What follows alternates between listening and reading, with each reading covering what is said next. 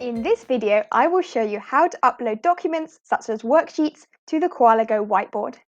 I find this really helpful when I want to give my students some extra practice activities, or for those students who don't want to do homework at home, we instead do the Abridge Academy workbooks during class time instead. So in the Koala Go whiteboard, there's actually two ways to upload documents. Either you can drag and drop from your computer, or you can use the Upload Files button. You can upload images, PowerPoints, or PDF files. When you go to import a document, you'll notice there's two options as well as to how you want to import it. Either you can add as images, or you can add as slides.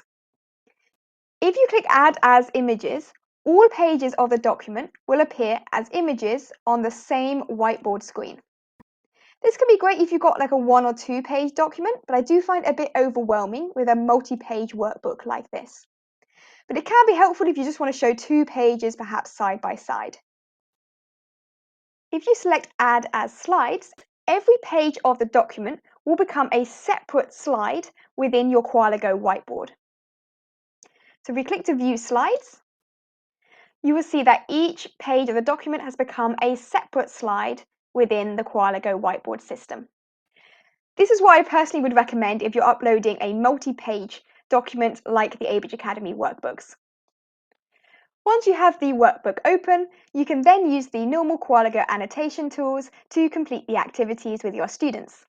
For example, they can draw lines to match things on the screen. They can use sticky notes. And they can annotate with the text boxes.